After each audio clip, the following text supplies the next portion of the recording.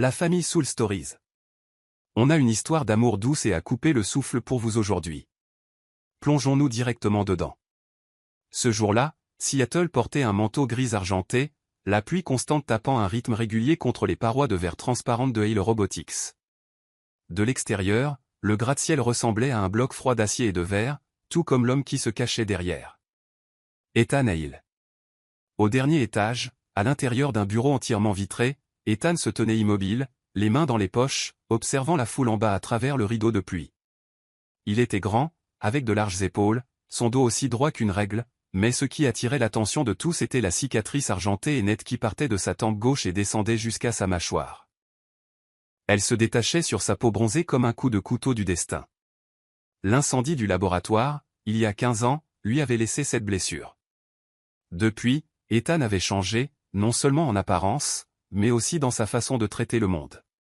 Il était devenu connu pour sa froideur, sa cruauté et sa position intransigeante dans les négociations, ne montrant aucune pitié envers ses rivaux et nourrissant une haine particulière envers la presse. Dans l'industrie technologique, on l'appelait le loup de fer de Seattle. Aujourd'hui, le lancement du robot médical à domicile, Athena, le projet passion de l'entreprise, avait attiré les médias, les investisseurs et les personnalités les plus puissantes de la ville. Ethan avait prévu d'arriver juste à l'heure, de ne dire que ce qui devait être dit et de disparaître avant que quiconque ne puisse s'approcher trop près. Mais alors qu'il quittait l'étage des cadres et traversait le hall vers la salle principale, un incident mineur se produisit. Une silhouette menue recula rapidement pour ajuster l'angle de sa caméra, sans regarder derrière elle, et entra directement en collision avec lui. Il y eut un bruit sourd, suivi d'une courte inspiration. La caméra qu'elle tenait manqua de glisser sur le sol en marbre, mais les réflexes d'Ethan, aiguisés comme une réaction sur un champ de bataille, rattrapèrent la sangle avant qu'elle ne tombe.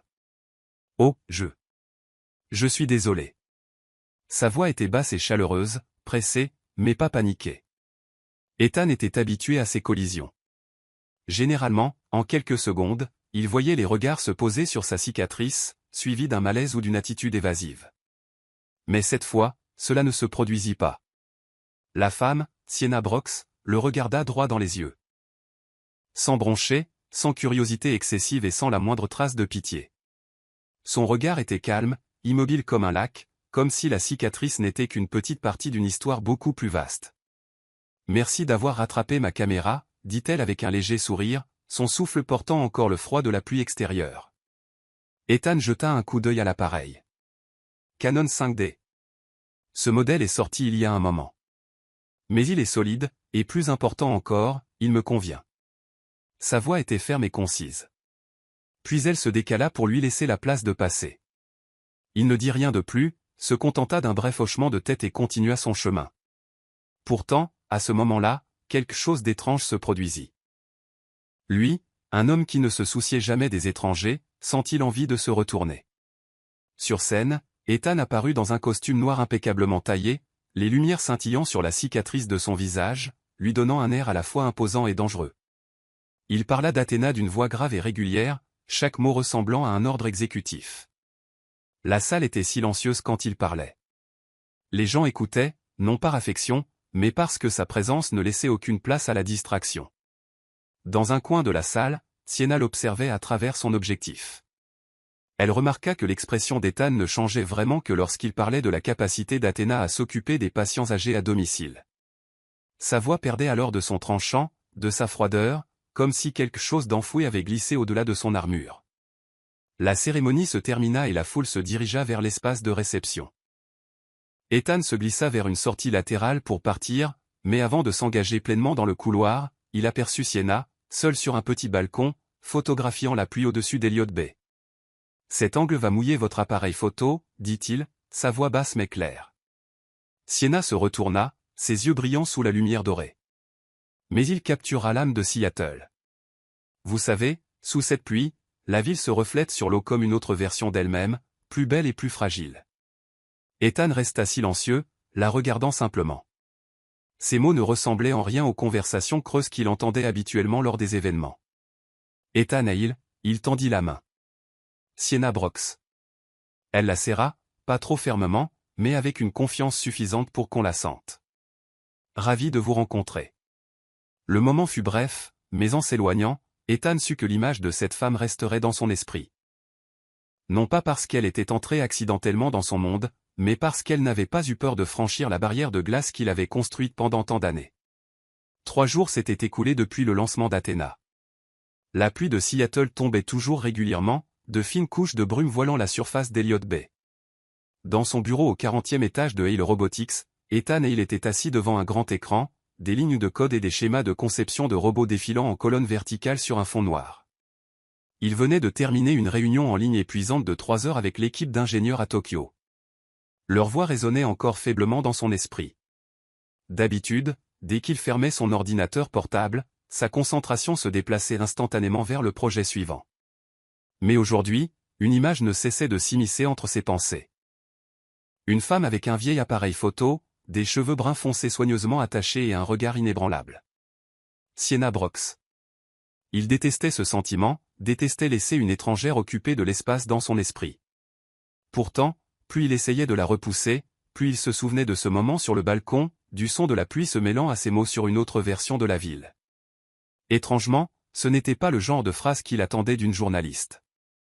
La plupart des journalistes qu'il avait rencontrés étaient pressés, désireux d'extraire des informations, de prendre quelques photos rentables avant de disparaître. Mais Sienna était différente. Il se cala dans son fauteuil, les yeux fixés sur le plafond. « Hélène » appela Théil dans l'interphone. La porte s'ouvrit et Hélène Carter, son assistante principale et secrétaire personnelle, entra. « Oui, monsieur Hale. Trouvez-moi les coordonnées de Sienna Brox. » C'est une journaliste. Le front d'Hélène se souleva légèrement. « De quel média ?»« De la section scientifique du Northwest Times. » La surprise passa clairement dans ses yeux. Ethan Hale évitait les médias comme un virus. La dernière fois qu'il avait accepté une interview, c'était il y a 4 ans. Et même à ce moment-là, c'était un article technique sur les algorithmes d'IA, pas un seul mot sur sa vie personnelle. « Je m'en occupe tout de suite », dit Hélène en hochant la tête, bien que sa curiosité soit évidente. 10 minutes plus tard, un fichier apparut dans sa boîte de réception. Ethan ne regarda que le numéro de téléphone et l'adresse email avant de parler sèchement. « Contactez-la. Dites-lui que je vais lui accorder une interview exclusive sur Athéna. Elle peut choisir l'heure, mais ce doit être ici au siège. » Hélène s'autorisa un sourire léger, presque amusé, comme si elle venait d'assister à quelque chose de rare. « Bien compris, monsieur. » Cet après-midi-là, dans son petit appartement de Capitol Hill, Sienna ouvrit un email et se figea. Hale Robotics. Invitation pour une interview exclusive sur le projet Athéna. Elle le relut. Et encore. Ethan Hale était tristement célèbre pour détester les journalistes. Non seulement il les détestait, mais il traitait la presse de sa manière impitoyable. Pas de réponse, pas d'explication, pas de poursuite. Juste le silence. Laissant les rumeurs mourir d'elles-mêmes. Et pourtant, le voilà, qui ouvrait la porte. Sienna posa son menton sur sa main, à moitié tentée de refuser à cause d'un sentiment persistant que quelque chose n'allait pas, mais également poussée par la curiosité.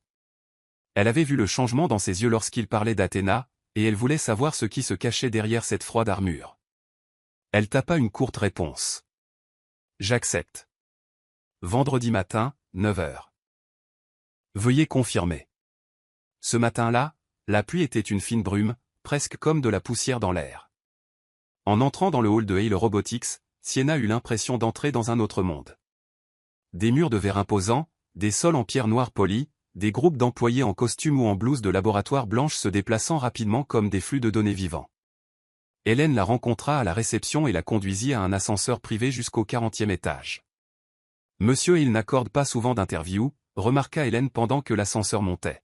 « Vous êtes une exception. » Sienna se contenta de sourire, mais à l'intérieur, sa curiosité s'accrut.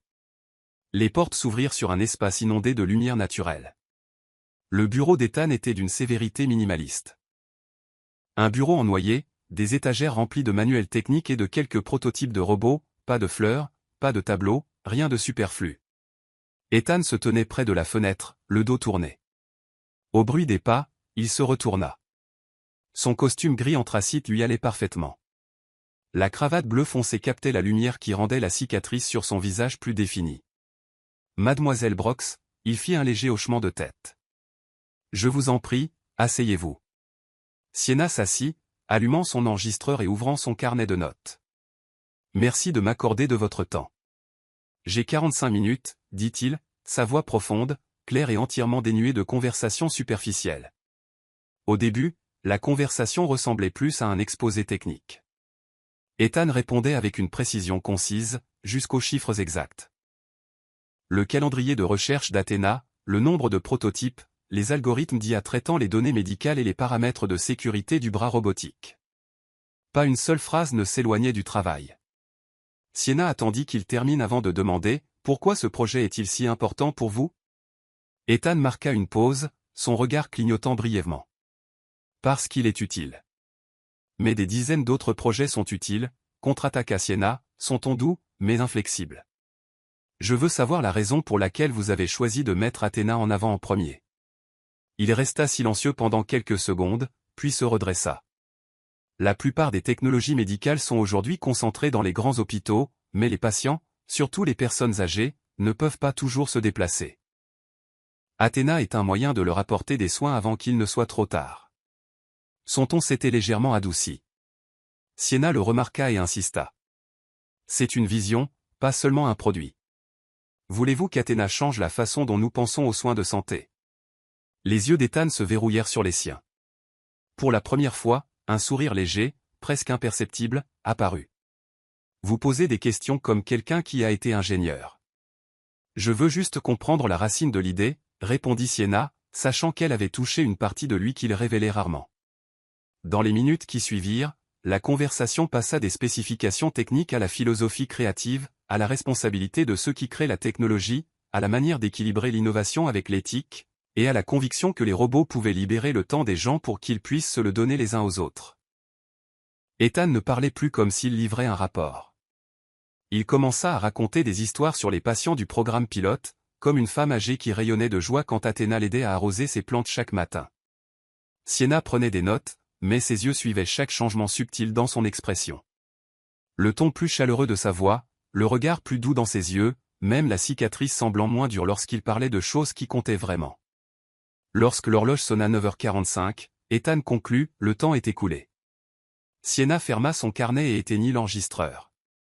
Merci. Je pense que les lecteurs seront surpris de voir une facette d'Ethan et il différente du loup de fer qu'ils connaissent. Il haussa légèrement un sourcil. Je me fiche de ce que les lecteurs pensent. Mais si l'article les incite à prêter attention à Athéna, alors c'est bien. Hélène entra pour annoncer sa prochaine réunion. Sienna se leva, boutonnant son manteau. Ethan la conduisit jusqu'à la porte du bureau, s'arrêtant légèrement alors que sa main touchait la poignée. Quand l'article sera terminé, envoyez-moi le brouillon d'abord, dit-il, son ton n'étant plus aussi froid qu'au début. Bien sûr. Sienna sourit, et à ce moment-là, elle perçut quelque chose dans ses yeux, qui n'était pas entièrement lié au travail. La porte se referma derrière elle alors qu'elle entrait dans l'ascenseur. De retour au 40e étage, Ethan resta immobile pendant quelques secondes, ses doigts tapotant inconsciemment le bord du bureau. Il se demanda pourquoi l'interview était passée si vite et pourquoi il avait déjà hâte de la revoir. L'interview exclusive de Sienna sur Athéna fut publiée dans le Northwest Times la semaine suivante. L'article se répandit rapidement sur les forums technologiques et les réseaux sociaux, mais ce qui attira l'attention d'Ethan n'était pas le nombre de partages, c'était la façon dont Sienna avait écrit sur lui. Pas un seul mot ne fouillait dans sa vie personnelle. Elle ne mentionnait jamais la cicatrice ou le surnom de loup de fer que les médias lui avaient donné. Au lieu de cela, l'article commençait par « Quand Ethan et il parlent de technologie, vous oubliez que devant vous se trouve un milliardaire froid. Vous ne voyez qu'un homme qui croit que la technologie doit servir les gens, pas les remplacer. » Ethan lut cette phrase plusieurs fois. Il avait répondu à des centaines de questions dans sa vie, mais rarement quelqu'un avait écouté assez profondément pour en extraire l'essence. 2 semaines plus tard, Sienna reçut un email d'Hélène. Monsieur, il aimerait vous inviter au laboratoire de test d'Athéna à Redmond. Si cela vous convient, mercredi matin. Sienna cligna des yeux de surprise. C'était une installation interne où la presse était rarement autorisée à entrer. Sans hésiter, elle répondit « D'accord ». Ce matin-là, le ciel de Seattle était gris ardoise, la pluie tombant en une légère brume. Ethan l'attendait en personne à la porte de sécurité, vêtu d'une chemise bleu foncé, les mains dans les poches. Quand il la vit, Il fit un bref hochement de tête, puis glissa sa carte d'accès pour les faire entrer tous les deux dans l'installation de test. À l'intérieur se trouvait un immense complexe, des rangées d'unités Athéna s'exerçant à des tâches comme administrer des médicaments, soulever des patients, nettoyer et préparer des repas. L'odeur de métal neuf se mêlait à l'arôme de café provenant de l'aire de repos des ingénieurs. Sienna prit quelques photos, griffonnant des notes rapides. Mais quand elle se retourna, elle aperçut Ethan, immobile devant une unité Athéna particulière dans un coin, comme perdu dans ses souvenirs. « Qu'est-ce qu'elle a de différent, celle-là » demanda-t-elle doucement en s'approchant. Ethan sursauta légèrement, puis la regarda. « C'est le premier modèle.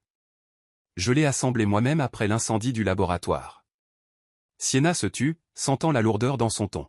« Cet accident. C'est ce qui a causé », elle toucha légèrement le côté gauche de son visage, indiquant sa cicatrice.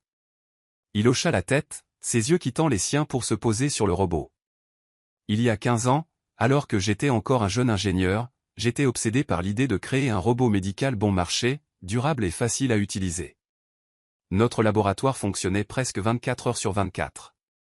Une nuit, il y a eu un dysfonctionnement avec un circuit de batterie expérimental.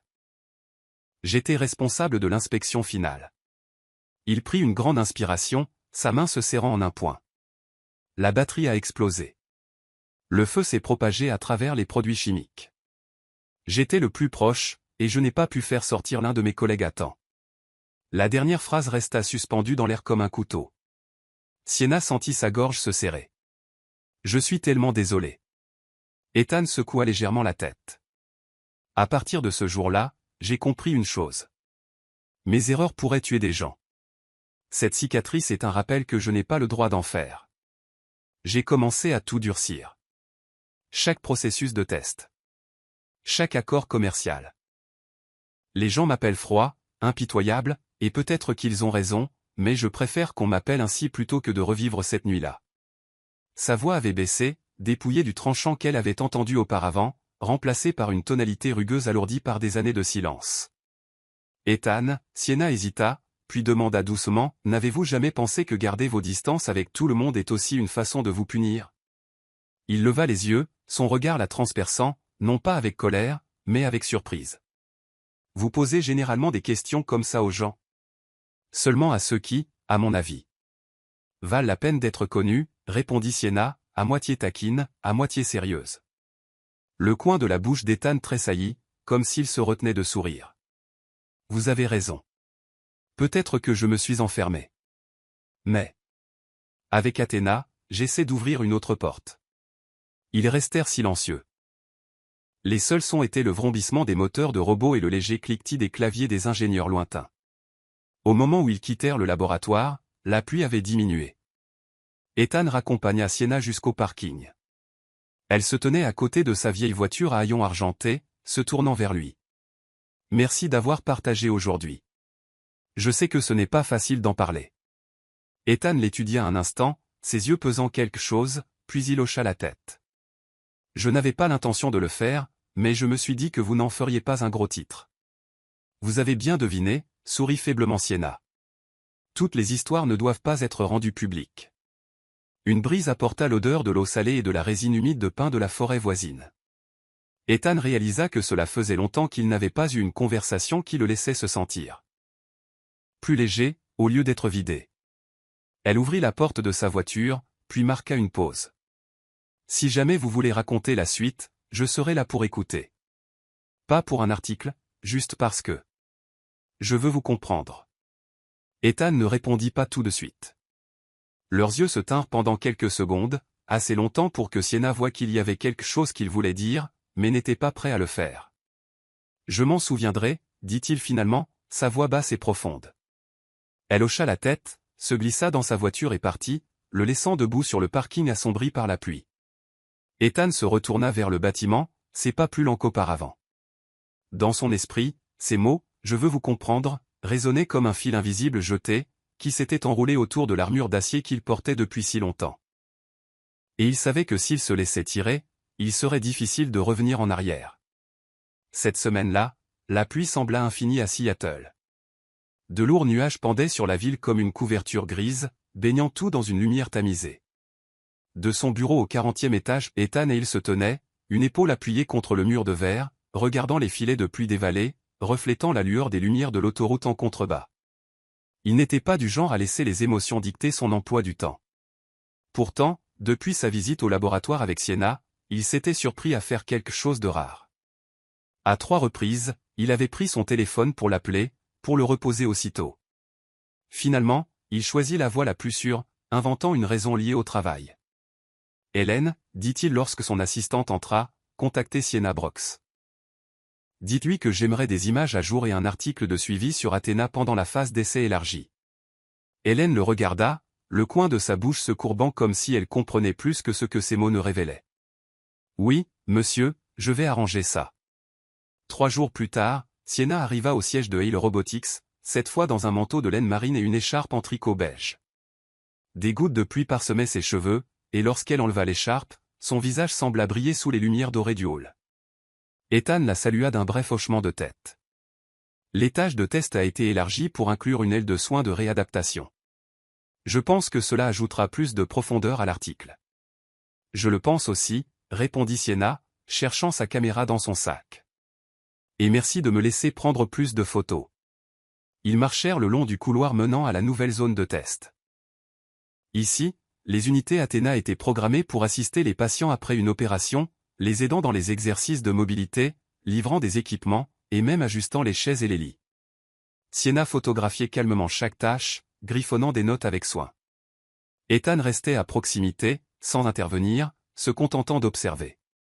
Il remarqua qu'elle ne prenait jamais de photos à la hâte.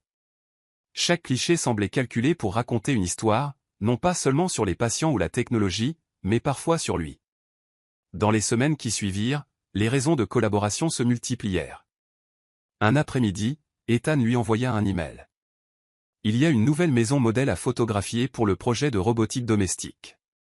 Si vous êtes libre jeudi. Sienna avait ri en lisant. La photographie d'architecture n'était pas vraiment sa spécialité, mais elle accepta quand même. Lorsqu'elle arriva, Ethan était déjà là, les manches de sa chemise blanche retroussées, parlant avec un groupe d'ingénieurs. « Je pensais que vous engageriez un photographe d'architecture pour ça », le taquina-t-elle. « Je fais confiance à votre œil, dit-il, sans la regarder directement, mais d'un ton destiné à ce qu'elle l'entende. Ils se déplacèrent ensemble dans des pièces aménagées, montrant les robots qui rangeaient, mettaient la table et ajustaient l'éclairage. À un moment donné, alors que Sienna reculait pour cadrer une prise de vue large, ses talons glissèrent légèrement sur le bois fraîchement poli. Les réflexes d'Ethan rattrapèrent son coude avant qu'elle ne puisse trébucher. Le bref contact fut suffisant pour qu'elle sente de la chaleur à travers son manteau. Elle sourit. « C'est la 2e fois que vous me sauvez d'un problème. » Ethan la lâcha en détournant le regard. « N'en faites pas une habitude. » Ces séances de travail devinrent familières. Un soir tard, après avoir terminé une séance de photos dans l'aile de fabrication, Sienna était en train de ranger son équipement quand Ethan apparut à la porte. « Je retourne en ville. Avez-vous besoin d'un trajet ?» Sa voix avait l'air d'une offre décontractée, mais elle semblait délibérée. Sienna hésita, puis hocha la tête. Dans la voiture, la pluie tambourinait régulièrement contre les vitres, l'odeur du cuir et une touche de menthe provenant des bouches d'aération créant un espace confiné et calme. « J'ai remarqué que vous laissez rarement la presse vous photographier, dit-elle, regardant les lumières de la ville brouillées par la pluie. Les photos n'ont pas d'importance. Le travail a de l'importance, répondit-il. Mais le public croira davantage en votre travail s'il croit en la personne qui le fait. Et je pense qu'il croirait en vous s'il voyait ce que je vois. Le regard d'Ethan se détourna lentement du sien, comme s'il se donnait quelques secondes pour enfermer ce qui avait failli refaire surface. Les collaborations continuèrent. Aucun des deux ne mentionnait quoi que ce soit au-delà des projets, mais quelque chose de tacite couvait entre eux. Chaque poignée de main, chaque moment silencieux à regarder des photos côte à côte, chaque échange de regards semblait ajouter une autre fine couche au fil invisible qui les liait. Un vendredi après-midi, Sienna reçut un appel d'Hélène. « Monsieur, il aimerait que vous assistiez à une démonstration d'Athéna pour un groupe d'investisseurs japonais. C'est un événement fermé, mais il a dit que votre présence serait utile. » Quand Sienna arriva, Ethan se tenait à côté du modèle Athéna amélioré, vêtu d'un costume gris et d'une cravate noire. Il lui fit un bref hochement de tête avant de s'adresser aux invités en japonais courant. Après la présentation, Alors que les derniers participants partaient, ils restèrent tous les deux dans la salle d'exposition. Ethan s'approcha. Merci. Votre présence a rendu la réunion moins tendue. Je me suis juste tenu là et j'ai pris des photos, dit Sienna avec un petit sourire. Oui, et d'une manière ou d'une autre, c'était suffisant. À ce moment-là, les lumières blanches du plafond se reflétèrent dans ses yeux, les adoucissant par rapport à l'acier froid que les autres voyaient habituellement. Sienna se retrouva à vouloir lui poser quelque chose de plus personnel, mais se retint. Et Ethan réalisa que ses excuses pour la voir s'amenuisaient de jour en jour. Mais il n'était pas prêt à cesser d'en trouver. Le mois de novembre à Seattle semblait programmé pour la pluie, pas le genre lourd qui martèle, mais de fines et interminables traînées qui se glissaient dans chaque coin de rue et s'accrochaient à chaque auvent.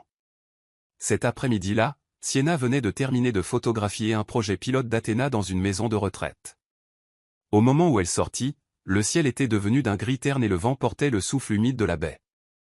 Elle remonta le col de son manteau et se dirigea vers le parking, pour s'arrêter net à la vue d'une Bentley noire garée au bord du trottoir, sa vitre s'abaissant. Montée, la voix d'Ethan venait de derrière le volant. « Je peux me débrouiller », dit-elle avec un sourire, désignant sa vieille voiture à haillons argentés. « La pluie se fait plus forte », répondit-il, ses yeux se posant sur les nuages bas qui s'amoncelaient depuis l'ouest. « Et je vous dois un trajet jusqu'au centre-ville. » Sienna hésita quelques secondes, puis ouvrit la porte et s'y glissa. La porte se referma avec un bruit sourd et le monde extérieur fut instantanément coupé par la vitre teintée et le bruit régulier des essuie-glaces. Ethan conduisait dans les rues mouillées par la pluie, la lueur des lampadaires se transformant en traînées dorées sur le pare-brise. À l'intérieur, l'air était calme, le seul son, une mélodie de jazz qui bourdonnait doucement dans les haut-parleurs. « Vous écoutez toujours du jazz quand vous conduisez ?» demanda Sienna, les yeux sur la fenêtre. « Ça ne gêne pas mes pensées », répondit Ethan, de manière brève mais sans sa froideur habituelle. Au moment où ils tournèrent sur Capitol Hill, la pluie s'était épaissie. Ethan la regarda. « Votre appartement est près d'ici, n'est-ce pas ? » « Oui, tournez à gauche juste après. » La Bentley s'arrêta devant un immeuble en briques rouges de 4 étages. Sienna se détacha, sur le point de le remercier, quand Ethan dit « Vous avez du thé au gingembre ?» Elle cligna des yeux, puis sourit. « Oui. »« Pourquoi ? » ?»« Je vais monter, » dit-il, comme si c'était la chose la plus évidente au monde. « Pour éviter d'être trempé, garez la voiture. » Sienna haussa un sourcil, mais sortit et le laissa entrer. L'appartement de Sienna ne ressemblait en rien au bureau d'Ethan. Il était petit mais chaleureux. Les murs étaient tapissés de photographies qu'elle avait prises, des paysages marins brumeux, des coins de rue la nuit, des mains usées tenant une tasse de thé. Des piles de livres épais côtoyaient des plantes en pot. L'air portait une légère odeur de basilic et d'agrumes. Plus chaleureux que mon bureau, de loin, dit Ethan en entrant, enlevant son manteau, son regard parcourant la pièce jusqu'à ce qu'il se pose sur une photo d'une unité Athéna tendant un verre d'eau à un homme âgé. J'aime les choses qui ont des histoires, dit Sienna en mettant de l'eau à bouillir. Vous voulez du thé au gingembre ? Oui. Il s'assit à la petite table à manger, tournant la tasse en céramique qu'elle avait posée devant lui. Ça me rappelle. Ma grand-mère m'en préparait quand j'avais un rhume. Elle pencha la tête, légèrement surprise. Je ne pensais pas que vous partageriez quelque chose sur votre famille. Moi non plus, répondit-il, le coin de sa bouche se courbant légèrement. Ils parlèrent de choses qui semblaient triviales. La fois où elle avait fait une paella et oublié le safran, se retrouvant avec un riz aux fruits de mer grisâtre qui était encore comestible. Et la fois où il avait essayé de garder un bonsaï dans son bureau pour ajouter un peu de vie, mais l'avait laissé mourir parce qu'il avait oublié de l'arroser. La conversation ralentit, puis s'installa dans un calme paisible. Sienna posa son menton dans sa main, regardant par la fenêtre où les gouttes de pluie traçaient des chemins lents et vacillants sur la vitre.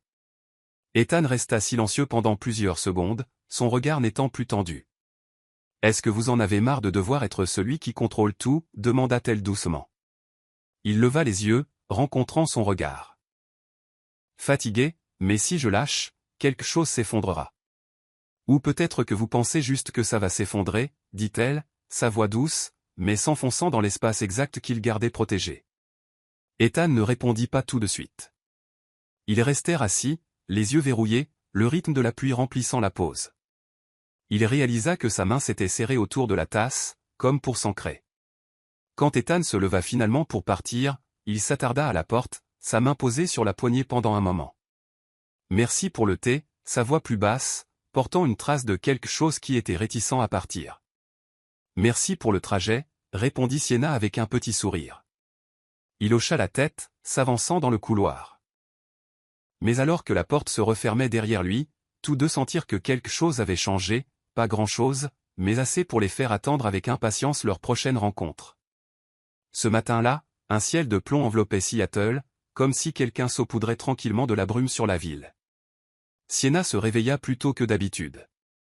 Elle se prépara un café, lança sa chanson matinale habituelle et ouvrit les rideaux pour entendre le faible tapotement de l'eau contre la vitre. C'était sa façon de commencer la journée lentement, de faire de la place dans son esprit avant que le monde extérieur ne s'y engouffre.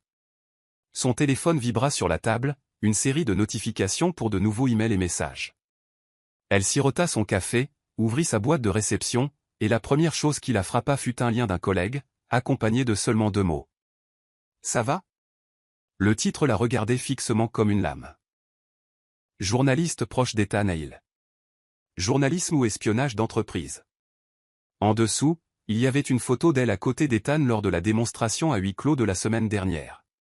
Pas assez proches pour se toucher, pas de gestes intimes, mais l'angle de la caméra les faisait paraître beaucoup plus familiers que la réalité. L'article ne l'accusait pas ouvertement.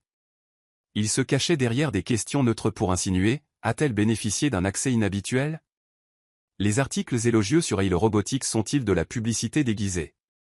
Ensuite, il a tiré des photos des réseaux sociaux de Sienna, des instantanés d'Athéna dans le laboratoire, les enchaînant en une chronologie de suspicion. Il se terminait par une accroche ouverte. Nous continuons d'enquêter. Sienna fit défiler de haut en bas. Son pouls ne s'accéléra pas de panique. Au lieu de cela, il ralentit, lourd comme si quelqu'un avait posé une pierre plate sur sa poitrine. Elle connaissait les mécanismes de tels articles, ne franchissant jamais la ligne légale de la diffamation, mais suffisamment d'insinuations pour que les lecteurs croient ce qu'ils voulaient. Ce qui la glaçait, ce n'était pas la tempête elle-même, mais sa prévision. Comment Ethan réagirait-il? Son téléphone vibra de nouveau. Des SMS de collègues. On doit écrire une réfutation? Ignore ça. Ça passera dans quelques jours. Ça va? Elle a répondu fermement, je vais bien. Ne répondez pas encore. Puis elle posa le téléphone et lava sa tasse. L'eau chaude coula sur ses mains, la faisant se rendre compte qu'elle tremblait, non pas de peur, mais d'inquiétude. Ethan détestait le bruit. La ville entière le savait. Au 40e étage de Hale Robotics, Hélène plaça un iPad devant Ethan.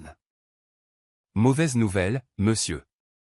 L'écran montrait le même article que Sienna venait de lire. Ethan ne haussa pas un sourcil, ne jura pas. Il se cala légèrement dans son fauteuil, le lisant du début à la fin avec le regard froid et tempéré de l'acier qui a été forgé et laissé vieillir. Son calme n'était pas de l'apathie. C'était une habitude. Quand il y a un incendie, identifier la source avant de pulvériser de l'eau partout. Des commentaires, demanda-t-il. Le service des relations publiques recommande une déclaration le jour même niant tout accès spécial et soulignant les protocoles de sécurité stricts de l'entreprise. Le service juridique dit de ne pas encore intenter de procès. Faites-le et annulez mon emploi du temps aujourd'hui. Hélène le regarda. Même la conférence de l'école de technologie de l'UW? Oui, rendez-la virtuelle. Il marqua une pause. Tout est virtuel jusqu'à nouvel ordre. Quand elle partit, le silence envahit la pièce. Ethan se tourna vers le mur de verre. La pluie tombait en lignes verticales denses, glissant dans des canaux soignés comme des lignes de code qui courent sans fin. Dans son esprit, il vit la photo jointe à l'article. Sienna à côté de lui, la sangle de l'appareil photo sur son épaule, cet angle familier de sourire. Pas un sourire destiné à plaire à qui que ce soit, mais le genre de sourire que quelqu'un porte quand il a vu quelque chose de beau et ne peut s'empêcher de le montrer. Ils vont la traîner dans la boue, pensa-t-il, juste pour s'être tenu près de moi. Il était habitué à être un aimant à débris, des rumeurs, des calomnies, des fabrications suffisamment polies pour paraître plausibles. Mais Sienna ne l'était pas. Elle couvrait la science, un coin tranquille du journalisme, rarement sous les feux des projecteurs. Et c'était lui qui l'avait tirée à la lumière. Il prit une respiration lente et mesurée, le genre de respiration qu'il s'était appris à utiliser pour éteindre les flammes dans sa tête. Sa règle post-incendie, si quelque chose peut blesser quelqu'un, retirez la source. Si vous êtes la source, reculez. Ethan a pris son téléphone. Son nom éclaira l'écran. Son pouce plana au-dessus de l'icône d'appel, puis se retira. Que dirait-il de toute façon? Ne vous inquiétez pas, ça passera. Des mots creux pour quelqu'un comme elle, et tout contact maintenant, un appel, un texto, pourrait être capturé, tordu, transformé en un autre nœud qui se resserre autour de son cou. Il posa le téléphone face contre table et resta silencieux. Pendant les 3 premiers jours, le silence fut une stratégie. Sienna se le répétait chaque matin, alors qu'elle se réveillait avec la même pluie douce et une boîte de réception toujours pleine de mails de demandes de commentaires. Elle ne répondit qu'à un seul, de sa rédactrice en chef, déclarant clairement qu'elle n'avait pas d'accord spécial en dehors des protocoles de presse documentés de l'entreprise. Elle ne publia aucune clarification sur les réseaux sociaux, ne se disputa pas dans les fils de commentaires, n'écrivit aucune mise à jour de statut plaintive. Elle continua de travailler, de déposer des articles à temps, de se présenter aux séances de photos. Seulement, au milieu de ces tâches ordinaires, il y avait des moments de silence si complets qu'elle pouvait entendre son cœur battre. Et le silence d'Ethan s'étendait comme un couloir sans lumière. Le 4e jour, une lettre atterrit dans sa boîte aux lettres, une demande de commentaires exclusive du même journal qui avait allumé le feu. Elle la déchira en deux. À l'heure du déjeuner, en passant par le hall de la rédaction, elle aperçut un téléviseur diffusant un segment d'information technologique.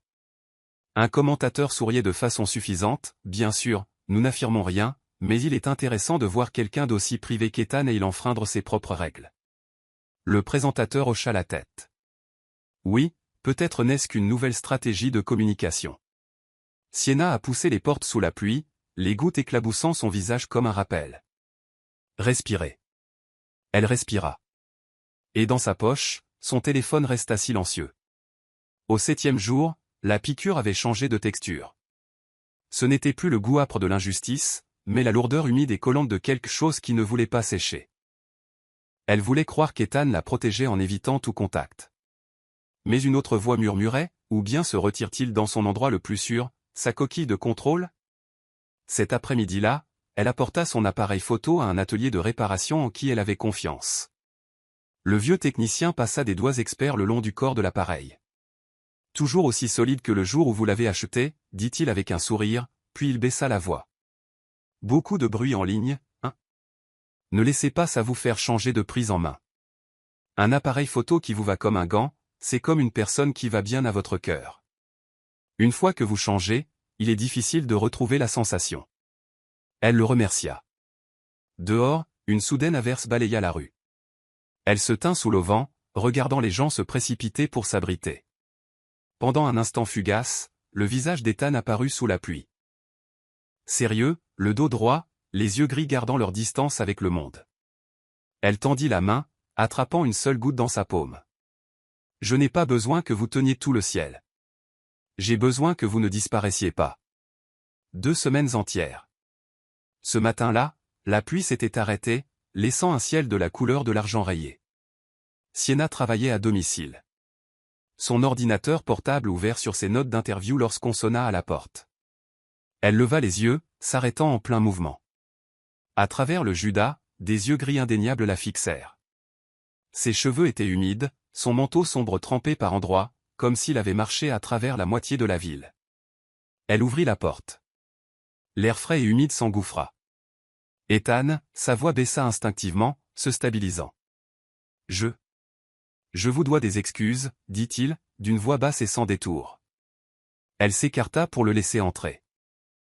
La porte se ferma, et le monde se contracta à la petite pièce remplie de photographies et de plantes. Ethan se tenait juste à l'intérieur, comme s'il venait de débarquer après une longue traversée. Je pensais que le silence vous protégerait, dit-il, rencontrant son regard. Chaque mot était mesuré comme dans ses négociations, mais portait maintenant un courant sous-jacent qu'il ne pouvait cacher. Si j'avais appelé, si j'avais envoyé un texto, ils auraient eu plus de carburant pour vous entraîner plus profondément. J'ai choisi de disparaître, et c'était une erreur. Pendant des jours, Sienna s'était préparée à tout. Un débat, des esquives, voire un silence en retour. Mais ces mots lui coupèrent le souffle. Elle s'assit sur le bord d'une chaise, posant ses mains sur ses genoux pour rester ancrée. Savez-vous, commença-t-elle lentement, le silence peut aussi être bruyant. Il dit, je ne suis pas assez courageux. Il dit, je choisis la sécurité plutôt que de rester à vos côtés dans la tempête. Point. Il ferma les yeux, inspira profondément, puis les ouvrit comme s'il franchissait une porte étroite. J'ai eu peur, dit-il, court, tranchant, comme une lame. Pas pour blesser, mais pour couper la corde qui le liait. J'ai vécu en croyant que si je laissais quelqu'un s'approcher, il toucherait des endroits qui pourraient me détruire. Et avec vous, je ne pouvais pas supporter cette pensée. Elle l'étudia. Dans la lumière douce de la fin d'après-midi, la cicatrice argentée de la tempe à la mâchoire semblait moins dure. Elle se leva et marcha lentement vers lui donnant toutes les chances de se détourner. Il ne le fit pas, Ethan, dit-elle doucement, je n'ai pas besoin que vous soyez le héros de chaque tempête. J'ai besoin que vous ne couriez pas quand vous entendez le tonnerre. Un léger sourire, fin comme une mine de crayon, traversa ses lèvres, le genre qui naît du fait d'être compris exactement là où il pensait s'être le mieux caché. Il hocha la tête une fois, comme s'il signait un contrat qu'il osait signer avec son cœur. Je vais apprendre. Pas en un jour, mais je vais apprendre à rester. Ce silence était différent. Il n'était pas lourd, n'était pas suffocant. C'était le genre d'espace juste assez grand pour que deux personnes s'entendent respirer. Dans la cuisine, la bouilloire s'arrêta. Sienna versa de l'eau chaude dans une tasse en céramique, y déposa des tranches de gingembre. Du thé au gingembre, demanda-t-elle. Oui, dit-il doucement. Cette fois, pas seulement pour un rhume. Elle lui tendit la tasse, leurs doigts se frôlant, pas à la hâte, pas longuement, mais suffisamment pour marquer quelque chose de nouveau. Nous sommes là, malgré le bruit extérieur. La pluie recommença en une fine couche sur la fenêtre. Quelque part dans la ville, un nouvel article était probablement en cours de rédaction. Quelque part dans son entreprise, un communiqué de presse était en cours d'approbation. Mais ici, dans un petit appartement éclairé par une lumière jaune et chaude et l'odeur du gingembre, deux personnes étaient assises l'une en face de l'autre, réapprenant la compétence la plus complexe. Restez. Ethan posa sa tasse et leva les yeux. Si vous voulez que je m'exprime publiquement, je le ferai.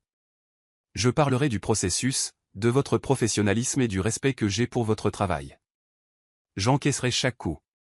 Sienna secoua la tête, un bref sourire éclatant comme un mince rayon de soleil. Ils appelleront ça de la communication.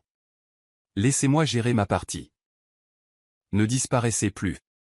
Je ne le ferai pas, dit-il, lentement et clairement, comme s'il programmait une nouvelle règle dans son système d'exploitation.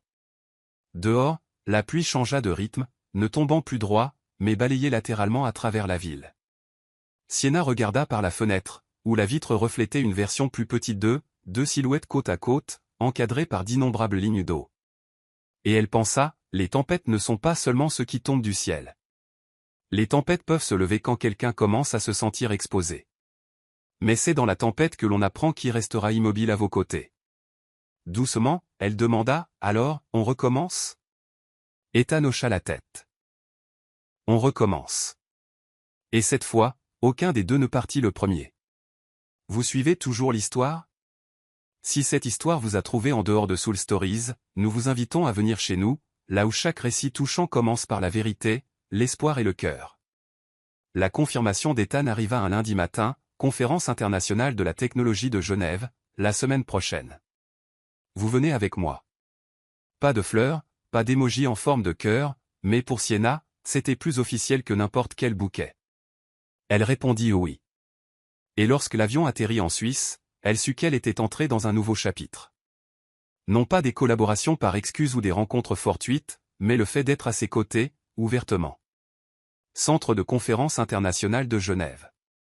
Le hall principal brillait de la lumière d'énormes écrans LED affichant les logos des plus grandes entreprises technologiques du monde. Des PDG, des scientifiques, des journalistes et des investisseurs se déplaçaient dans la foule, une mer de costumes et de badges nominatifs étincelants. Ethan apparut dans un costume bleu marine profond et une cravate argentée, la cicatrice toujours visible, mais ne définissant plus les traits de son visage. À ses côtés, Sienna portait une longue robe turquoise, ses cheveux en un chignon bas, son appareil photo toujours en bandoulière, une déclaration claire qu'elle n'abandonnait pas son travail. Dès leur entrée, les têtes se tournèrent immédiatement. Ethan n'évita pas l'attention et n'accéléra pas son pas, comme il le faisait souvent. Il s'accorda à son rythme, et en serrant la main de ses partenaires, il la présenta sans hésitation. Voici Sienna Brox, journaliste scientifique. Pas de ma petite amie ou d'autres étiquettes, mais la façon dont il le disait montrait clairement qu'elle était une présence importante. Sienna remarqua la curiosité dans les yeux de certaines personnes, mais personne ne fut irrespectueux, peut-être parce que dans ce monde, Ethan n'était pas un homme que l'on voulait contrarier à la légère. Cet après-midi-là, pendant une pause, ils se tinrent sur le balcon surplombant le lac Léman, un espresso chaud fumant dans leurs mains. Sienna le taquina, vous enfreignez l'une de vos propres règles. Quelle règle? La règle du toujours y aller seul, toujours partir avant que quiconque ne puisse poser des questions personnelles. Point. La bouche d'Ethan se courba légèrement. Je teste un nouvel algorithme. Et le premier point de données? Les données suggèrent, il se pencha légèrement, qu'il y a certaines exceptions qui valent la peine d'être gardées. Elle rit, le son se dispersant dans le vent froid du lac. Une semaine plus tard à Seattle, l'histoire de Genève voyagea rapidement jusqu'à la ville, non pas par des tabloïds, mais par des photos de collègues de l'industrie postées sur LinkedIn. Ethan Hale, parlant avec un expert japonais, Sienna écoutant à ses côtés. Les légendes étaient professionnelles, non spéculatives. Ils réalisèrent tous deux qu'en apparaissant ensemble dans un contexte professionnel, ils avaient défini leur propre histoire. Ethan commença à emmener Sienna à plus d'événements, non seulement de grandes conférences, mais de petits dîners avec des associés de longue date et des amis de confiance. Sienna réalisa que ces personnes formaient un cercle minuscule et durable autour de lui. Des ingénieurs qui avaient été avec lui depuis les débuts de l'entreprise, un investisseur âgé qui avait une fois sauvé sa société d'une mauvaise affaire, et une poignée de vieux amis en dehors de la technologie qui comprenaient la valeur du silence. Lors d'un dîner dans un petit restaurant italien près de la baie, au moment où le dessert arrivait, l'un des associés d'Ethan, un homme plus âgé nommé Marcus, se pencha vers Sienna. Merci d'avoir réussi à faire dire à ce gamin, il désigna Ethan, plus de 4 phrases par soirée. Sienna sourit. J'ai juste posé les bonnes questions. Marcus gloussa. C'est une compétence qui vaut plus que du capital. Ethan était assis à côté d'elle, silencieux, mais son regard était chaleureux. Ethan n'était pas le seul à inviter. Sienna commença aussi à lui ouvrir son monde. Un vendredi soir, elle lui envoya un texto. Ce soir, un rassemblement de journalistes dans un petit bar. Tu viens? Sa réponse fut simple, adresse? Le bar était au sous-sol d'un vieil immeuble, éclairé par des lumières ambrées et chaudes, l'odeur de la bière artisanale se mêlant à une musique acoustique douce. Personne ne portait de costume ici. Les gens tenaient des chopes, parlant les uns par-dessus les autres dans un bruit confortable. Lorsque Sienna entra avec Ethan, plusieurs de ses collègues se figèrent en plein milieu d'une phrase. Les regards se tournèrent à l'unisson, non pas à cause de sa cicatrice ou de l'élégance discrète de son costume, mais parce qu'Ethan Hale, l'homme notoirement privé qui avait refusé des interviews même des médias les plus éminents, se tenait soudainement au milieu d'un rassemblement de journalistes. Quelqu'un marmonna, pas possible. Un autre donna un coup de coude à un ami et murmura, ce doit être l'exclusivité de Sienna. Quelques regards mélangeaient curiosité, surprise et prudence. Sienna brisa la tension avec un sourire. Tout le monde, voici Ethan Hale. Oui, ce Ethan Hale. Et non, il n'est pas là pour auditer qui que ce soit. Des rires parcoururent le groupe, détendant l'atmosphère. Ethan serra la main de chaque personne, écoutant bien plus qu'il ne parlait. Mais lorsque quelqu'un posa une question sur le projet Athéna, il répondit simplement. Pas de discours publicitaire, pas de phrases évasives, juste la vérité franche sur ses capacités et ses objectifs. Sa voix était calme mais ferme, et cela seul suffit à ce que quelques personnes dans le groupe échangent des regards, comme s'ils reconsidéraient en silence leur image du loup de fer froid dont ils avaient lu les articles. Le texto d'Ethan arriva en fin d'après-midi. 20-0-0, toi de Hale Robotics. Pas d'explication, pas de salutation, pas d'émoji. Très Ethan. Mais c'était précisément ce mystère qui rendait Sienna à la fois curieuse et un peu à bout de souffle. Lorsque la porte de l'ascenseur s'ouvrit, le vent de l'océan d'Elliott Bay s'engouffra, froid et légèrement salé. Sienna sortit, puis se figea. Le toit, qui n'était habituellement qu'une étendue nue de murs gris et de tuyaux de ventilation, avait été transformé en un jardin romantique. Le long de la balustrade, des dizaines de lanternes en papier brillaient d'un or doux, se balançant doucement dans la brise. Des pots d'orchidées blanches immaculées formaient un arc, leurs pétales tremblant sous la lumière. Au loin, Elliott Bay scintillait des reflets des lumières de la ville sur l'eau. Une rafale soudaine traversa le toit et Sienna frissonna. Elle n'avait pas encore bougé lorsqu'une main chaude se posa sur son épaule. Ethan était juste derrière elle, son regard aussi profond que la nuit. Sans un mot, il enleva son épais manteau noir et le drapa sur ses épaules. Le mouvement était lent, délibéré, laissant sa main effleurer légèrement son bras nu, laissant une traînée de chaleur contre sa peau fraîche. « Le vent est plus froid ici que dans mes souvenirs, » murmura-t-il, sa voix basse, près de son oreille, son souffle chaud effleurant ses cheveux.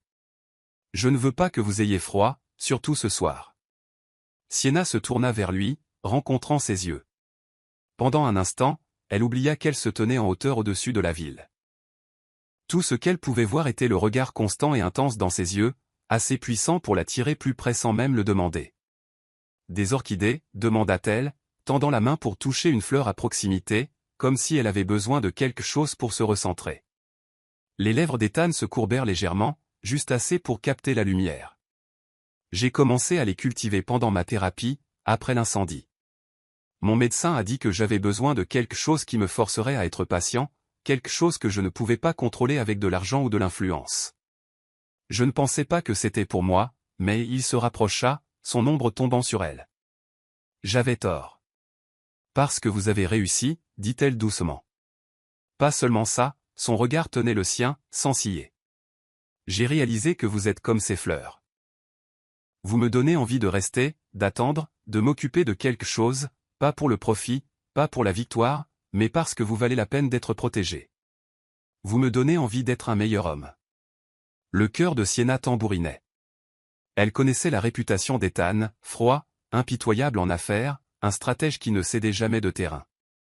Et pourtant, il était là, debout devant elle, à nu dans ses mots, révélant une partie de lui-même que personne d'autre n'avait vue. Elle leva la main, ses doigts effleurant la cicatrice le long de sa joue, traçant doucement la courbe inégale. Vous avez toujours été meilleur que vous ne le pensez, Ethan. Vous n'avez juste jamais laissé personne le voir. Pendant un instant, il n'y eut que le bruit du vent. Puis le bras d'Ethan glissa autour de sa taille, l'attirant vers lui, l'odeur du bois de cèdre chaud l'enveloppant. Donnez-moi la chance de vous le prouver. Je pense que vous faites ça depuis un moment déjà, murmura-t-elle, son souffle se mêlant au sien. Ethan ne répondit pas. Au lieu de cela, il se pencha et leurs lèvres se rencontrèrent. Au début, c'était léger, un goût prudent, comme pour tester l'eau. Mais ensuite, comme si tous deux réalisaient depuis combien de temps ils se retenaient, le baiser s'approfondit, brûlant d'un besoin inexprimé. Sa main pressa son dos, l'attirant contre lui jusqu'à ce qu'il n'y ait plus d'espace entre eux.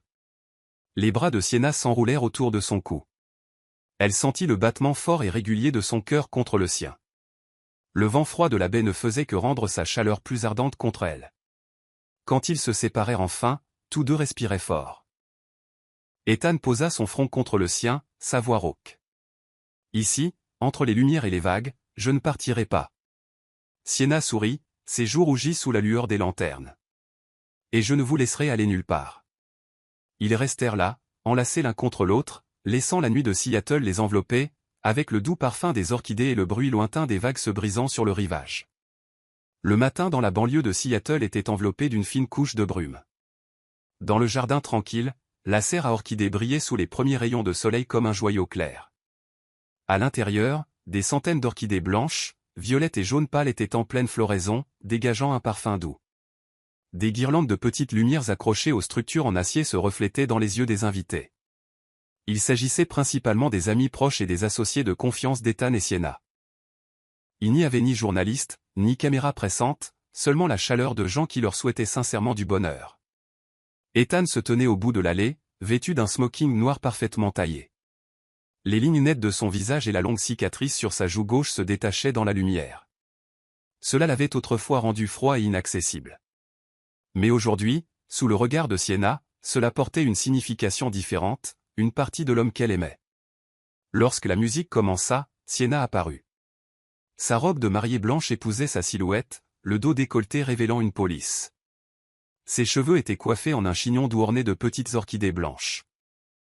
Elle descendit l'allée parsemée de pétales, les yeux fixés sur les siens. « Vous êtes si belle, j'aimerais pouvoir arrêter le temps tout de suite » murmura doucement Ethan en prenant sa main. Ils échangèrent de brèves promesses, mais chaque mot semblait gravé profondément en eux.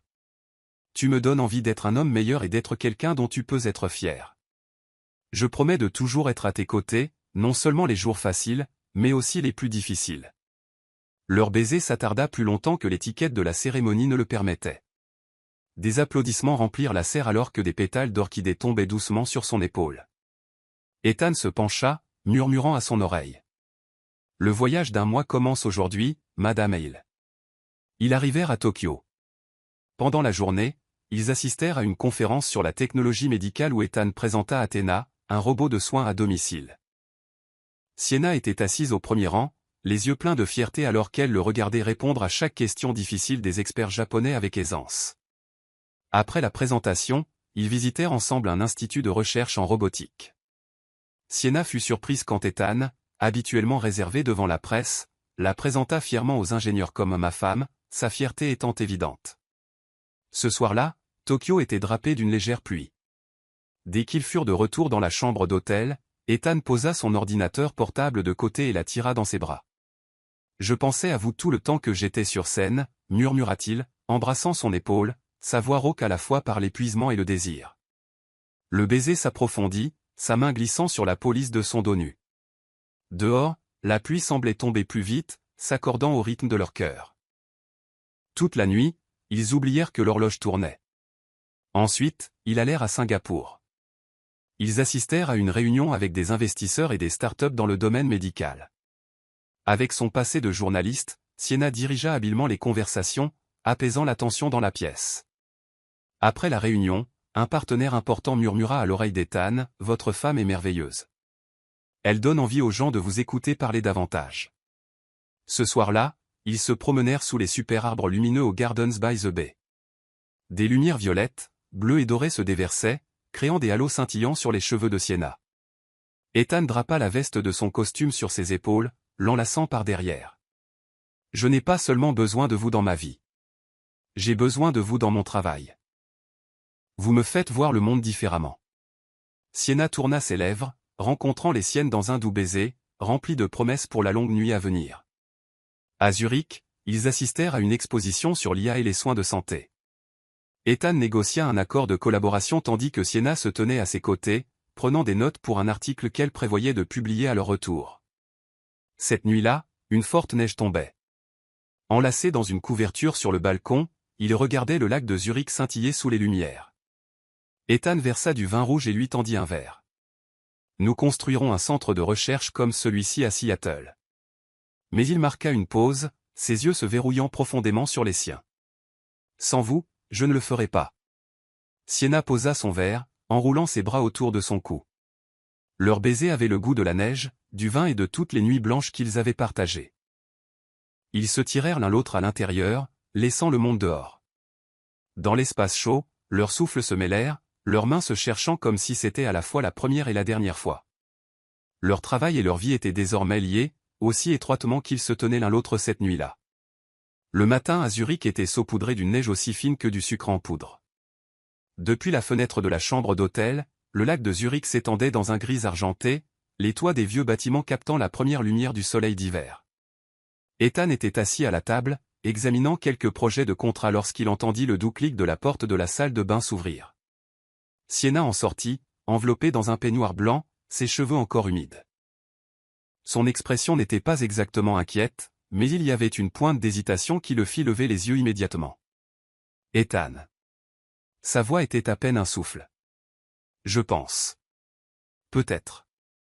Je pourrais être enceinte. » Sans une seconde d'hésitation, il se leva d'un bond, les papiers éparpillés sur le sol, mais il s'en fichait. En une longue foulée, il fut devant elle, ses mains chaudes enveloppant doucement son visage avant de la tirer dans ses bras. Il ne parla pas au début, seul le son de son cœur qui s'accélérait, comme s'il essayait de rattraper la nouvelle qu'il venait d'entendre. Puis il laissa échapper un rire discret, bien que ses yeux fussent soudainement humides. « Vous venez de me donner tout ce que je pensais autrefois ne jamais pouvoir mériter, » murmura-t-il contre son oreille, sa voix grave tremblant légèrement. Les bras de Sienna s'enroulèrent autour de lui, sentant le souffle familier sur ses épaules et la chaleur de son corps. « Je ne suis pas encore sûre, » dit-elle doucement, « mais cette fois, c'est différent. » Ethan recula légèrement, la regardant profondément dans les yeux. Nous en serons sûrs. Dès que nous serons de retour à Seattle, nous ferons le test. Mais Sienna. Il plaça sa main sur son ventre, un geste à la fois tendre et protecteur. Peu importe, je veux toujours une famille avec vous. Ils s'assirent ensemble sur le long canapé près de la fenêtre, la neige tombant tranquillement dehors. Ethan ne lâcha jamais sa main. Vous savez, je pensais que vous ne viviez que pour votre travail, taquina Sienna, à moitié sérieuse. Et vous aviez raison, jusqu'à ce que je vous rencontre, répondit-il, son regard rempli à la fois de fierté et de gratitude. Vous m'avez donné envie de plus que des contrats et des réunions de conseil. Maintenant, je veux rentrer à la maison et entendre vos rires et le bruit de petits pieds qui courent dans le couloir. Ils commencèrent à parler de l'avenir, non pas comme des plans rigides, mais comme s'ils peignaient un tableau ensemble. Une maison près de la mer, où les matins seraient remplis du bruit des vagues. Un espace de travail partagé, pour qu'Ethan et Sienna puissent poursuivre leur passion sans manquer un seul instant avec leur enfant. De courts voyages le week-end, à la découverte de nouvelles technologies tout en laissant l'enfant grandir dans un monde grand ouvert. Je veux que notre enfant grandisse en sachant que l'amour et le respect sont le fondement de tout, dit Sienna, serrant doucement sa main. Je le promets, dit Ethan sérieusement. Je serai un bon père et j'aimerai toujours leur mère exactement comme je le fais en ce moment. Il se pencha pour l'embrasser, pas de manière pressante, pas ardente comme les nuits précédentes, mais un baiser profond, prolongé et chaleureux, comme une promesse pour un nouveau chapitre de leur vie. Dehors, la neige continuait de tomber, mais à l'intérieur de cette pièce, quelque chose de nouveau commençait déjà à prendre racine. Fin novembre à Seattle portait son manteau de pluie familier. Les averses tombaient en vagues douces mais persistantes, enveloppant la ville d'un voile brumeux. Les lampadaires projetaient des reflets dorés sur le trottoir mouillé, créant une scène à la fois solitaire et romantique. Depuis leur retour à Seattle, Ethan était resté le PDG de Hale Robotics, mais tout le monde autour de lui avait remarqué un changement apparent. Il n'était plus la machine à travailler qui ne se souciait que des chiffres froids. Ces réunions incluaient désormais des questions sur l'impact social, sur la façon dont chaque projet bénéficierait réellement aux gens. Il avait créé le fonds de bourse d'études Hale STEM, spécifiquement pour les jeunes femmes passionnées par la technologie, visant à accorder au moins 50 bourses chaque année, accompagnées d'un mentorat des meilleurs ingénieurs de l'entreprise. Il investit dans des projets de technologie médicale axés sur la communauté, en particulier des initiatives qui aidaient les patients âgés et handicapés à vivre de manière plus indépendante. Il a mis en place Athena, son robot de soins à domicile, gratuitement dans des dizaines de maisons de retraite à travers l'État. Des vidéos de résidents riant en discutant avec Athena ou se faisant aider par le robot pour leur thérapie physique étaient devenues virales, inspirant des milliers de personnes en ligne.